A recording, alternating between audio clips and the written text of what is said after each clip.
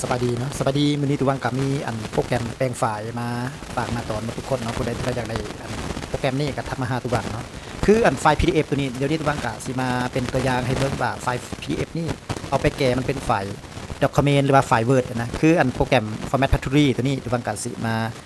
เปิดให้เบิ่งหน้าต่างของมันเนาะว่ามันเป็นแนวใดคือตัวนี้ก็ตัวที่ว่าจะน้ำใสเลยนะก็สามารถนำใส่หลายอันบ่ว่าจะเป็นเกมไฟล์วิดีโอเสียงแล้วก็รูปภาพแล้วก็เอกสารแผ่นซีดีหยังก็เฮ็ดได้หมดเนาะแต่ว่าตัวบางสิมาแนะนำเป็นการแก้เอกสารอย่างเดียวเนาะคือ1 2 3 4 5 6 7 8 9ตัวนี้จะเป็นตัวที่ว่าเฮานำใส่คืออันเอารูปภาพแต่งมันเป็น PDF เอา PDF แต่งเป็นรูปภาพแล้วก็อื่นๆก็คือปลดล็อกก็ได้เนาะปลดล็อกอันเอกสารนะตัวนี้แหละเนาะที่ว่าสำคัญนะเดี๋ยวนี้ตัวบางสิมาแนะนำการเอา PDF แก้มันเป็น Word เนาะจะแนะนำตัวอย่างอันนึงก็คือเขาคลิกเข้าไปอยู่จุดที่ว่าเขาต้องการแล้วก็แอดไฟล์เข้าไปเนาะแอดไฟล์เข้าไปก็เอาไฟล์ที่ว่าเขากะเกียมนะก็คือเดี๋ยวนี้ตัวบางสิมาแก่6ไฟล์6ไฟล์เป็นไฟล์ PDF แล้วก็เลือกแล้วก็ Open เมื่อ Open ออกมาแล้วก็ต้องไปที่โอเคเลยโอเคแล้วก็มาที่สตาร์ท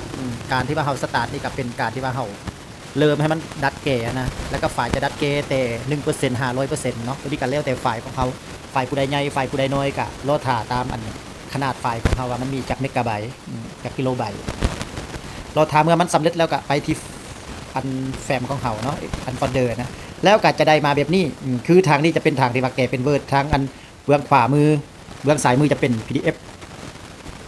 เอาตัวบางจะเปิดเป็นภาษาลาวให้เบิ่งเนาะจะเปิดให้เบิ่งเนี่ยมันจะออกมาเป็นแบบนี้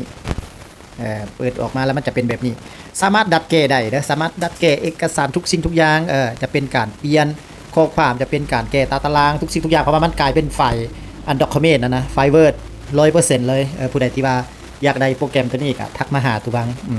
ทักมาถามมาหาตุบังสิส่งให้ทาง WhatsApp เลยเอาไปติดตั้งใส่ได้ทาง Windows 7แล้วก็ Windows 11เนาะผู้ใดที่ว่าอยากได้นะก็ถือว่าเป็น